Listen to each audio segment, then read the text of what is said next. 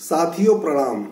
आज हम इस वीडियो में भगवान के प्रेम भाव के भूखे के संबंध में चर्चा कर रहे हैं। भगवान केवल प्रेम भाव के भूखे हैं, वो किसी कीमती वस्तु के भूखे नहीं हैं। गीता में स्पष्ट रूप से, श्रीमद् भागवत गीता में स्पष्ट रूप से 9वें अध्याय के 26वें श्लोक में उन्होंने, भगवान ने स्वयं कहा है, पत्रम पुष्पम फलम तोयम यो में प्रयच्छति, यानी जो भक्त मुझे प्रेम और भाव से पत्र पुष्प फल फूल जो भी मुझे अर्पण करता है, मैं उसे साक्षात रूप से ग्रहण करता हूँ। यानी भगवान के भाव का मतलब ये है कि उन्हें किसी कीमती चीज की आवश्यकता नहीं है, वो केवल भगवान के प्रेम के और भाव के भूखे हैं। इसलिए उन्होंने सर्वसुलभ सबसे सस्ती वस्तुओं को अपने लिए अर्पण के लिए नियुक्त किया है कि तुम अगर पान फूल जहाँ सब जगह पानी मिल जाता है, उसे अगर आप मुझे ग्रहण करोगे तो भी मैं उतना ही प्रसन्न होऊंगा जितना के होना चाहिए मुझे, अधिक से अधिक। इस संबंध में मैं आपको एक दृष्टांत के द्वारा इस बात को अच्छी तरह से समझाने का प्रयत्न कर रहा हूँ। वह दृष्टांत इस प्रकार है कि माधव व्यास जी जो थे वो भगवान कृष्ण के अनन्य भक्त थे। तो सूर, कबीर, तुलसी, माधव, केशव ये 2 लंगोटी 4 रोटी के ही जीवन को ग्रहण करते थे। उनके पास कोई धन संपत्ति नहीं होती थी, सादा जीवन उच्च विचार की उक्ति रहती थी और वो एन के प्रकार जिस किसी प्रकार से भी उनका भरण पोषण गुजारा होता है वो उसी में संतुष्ट रहते थे। उनका उद्देश्य तो ये था कि हम भगवान को कैसे प्राप्त करें, इसलिए वो भगवान के प्रेम में इतने निमग्न रहते थे कि उन्हें संसार की वस्तुओं की किसी की भी आवश्यकता नहीं रहती थी। इसी संबंध में माधव दास जी जो है वो एक गांव के पास में एक आश्रम था। उस आश्रम के पास में कुछ झाड़ियां उगी हुई थी, घनी झाड़ियां। उन झाड़ियों में उन्होंने कुछ जगह बना करके और वहीं बैठ करके वो नित्य प्रतिदिन अपना भजन किया करते थे, विट्ठल विट्ठल राधे कृष्णा, विट्ठल विट्ठल राधे कृष्णा।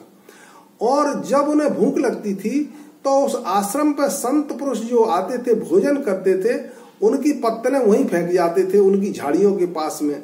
तो जब वो भोजन कर जाते थे तो उन झाड़ियों में से निकल करके वो उन पत्तलों में से जो उसका दाल भात होता था उसे सकोरा में समेट करके हाथ में ले आते थे और सकोरा में भर के और उसी से भगवान का भोग लगाते थे। उन्होंने भगवान के भोग लगाने के लिए एक पत्थर रख लिया था, तो उसी सीध प्रसादी से वो उसमें से एक लड्डू बनाते थे और भगवान के सामने उस पत्थर पर रख देते थे कि भगवान आप पहले आप भोजन करिए। इस तरह से उनका नित्य का ये काम था। एक दिन क्या हुआ कि वे विट्ठल विट्ठल राधे कृष्णा करते करते उन्हें काफी समय हो गया और उन्हें समय का पता नहीं लगा। जब उनको तेज भूख लगी तब उन्हें याद आया कि मुझे भोजन करना है, तो वो गए सीधे और पत्तलों पे से सीध प्रसादी इकट्ठी करके हाथ में ऐसे सकोरे में हाथ में सीध प्रसादी इकट्ठी करके और उसको ले आए और उसमें से एक लड्डू बना करके उन्होंने भगवान के सामने अर्पण कर दिया। और फिर भगवान के सामने अर्पण नहीं किया बल्कि उसे वो खा गए सीधा। उन्हें ध्यान नहीं रहा कि मुझे भगवान का भोग भी लगाना है। जैसे ही मुंह में लड्डू रखा सोई उन्हें याद आया कि मैंने भगवान का भोग नहीं लगाया।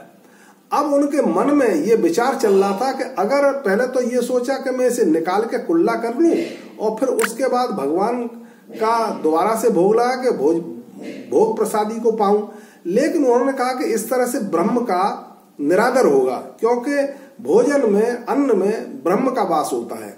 तो वो ये नहीं, उन्होंने फिर बाहर नहीं निकाला और मुंह में ही रखे रहे। और 2 विचार चलने लगे कि बाहर निकालता हूं तो ब्रह्म अपराध लगेगा और अगर निगलता हूं तो भगवान को भोग नहीं लगाया, बिना भोग लगाए मैं इसे कैसे खा सकता हूं। ये सब विचार उनके मन में चल रहे थे। काफी समय हो गया, 4-5 घंटे व्यतीत हो गए, उसे मुंह में ही रख के बैठे रहे उसको भोजन को, लड्डू को। अब जब रात भर भोजन को रखे हुए बैठे रह गए और फिर दूसरे दिन दोपहर हो गई, लेकिन तब तक वो मुंह में रखे ही बैठे रहे। इसी समय भगवान प्रकट हो गए और भगवान ने कहा, माधव तैने मुझे भोग नहीं लगाया, मैं कल से भूखा हूं, ला मुझे भोजन निकालो उसमें से, मुंह में से, उसी में से खिला। अब वो मन में कह रहे थे, क्योंकि वाणी तो उनकी रुक चुकी थी, क्योंकि मुंह में वो भोजन भरा हुआ था, प्रसाद भरा हुआ था। तो वो मन में कह रहे थे कि नहीं, झूठा है भगवान, झूठा है, नहीं खिला सकता हूं मैं आपको। और कह रहे अरे झूठा ही खिला दे, रोज तो तू झूठा ही तो खिलाता है, आज और झूठा खिला देगा तो क्या हो जाएगा। तो उन्होंने मना कर दिया कि नहीं भगवान। लेकिन भगवान की ऐसी कुछ लीला थी कि उनको एक ठसका सा आ गया, और उस ठसका में उसमें से चावल के कुछ दाने उस पत्थर पर गिर गए, और भगवान उन चावलों के दानों को चाट करके भगवान ने उनका प्रसाद ग्रहण किया। तो इस दृष्टांत का कहने का तात्पर्य यह है कि भगवान जो है प्रेम और भाव के भूखे हैं।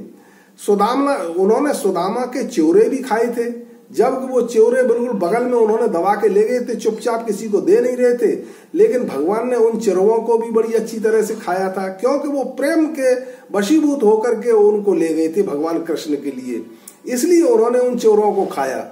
माता सबरी ने जब माता सीता का पता लगाने के लिए सबरी के आश्रम में पहुंचे, तो सबरी भीलनी थी, अनगढ़ अनपढ़ थी, वो बेचारी कुछ जानती नहीं थी। उस मतंग ऋषि ने उनको आशीर्वाद दिया था कि तुम्हें एक दिन भगवान के दर्शन होंगे। तो उन दर्शनों के ही लालच में वो बेचारी रोजाना फल और जो बेर थे वो लाला करके रखती थी कि जाने कब भगवान आ जाए। एक दिन भगवान आ गए तो वो हड़बड़ा गई, घबरा गई। अब उसने उनमें से कच्चे पक्के बेर जो है छांटना उस दिन उसका नहीं रहा। तो अब उसे कैसे पहचाना कि ये मीठा है, ये खट्टा है। तो उसने चक करके वो बेर भगवान को खिलाए, और भगवान उन्हें बड़े आराम से खाते गए।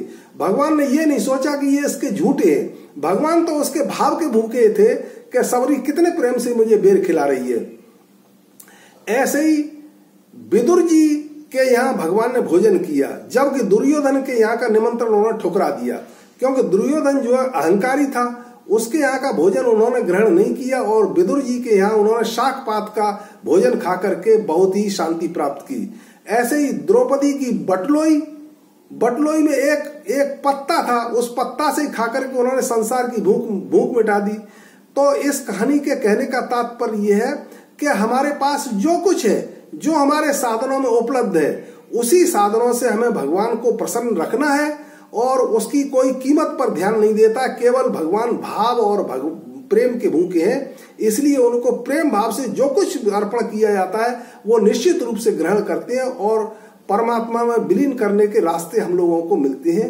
इस कहानी का यही तात्पर्य है। आगे किसी और विषय पर चर्चा करेंगे, तब तक के लिए जय श्री राम।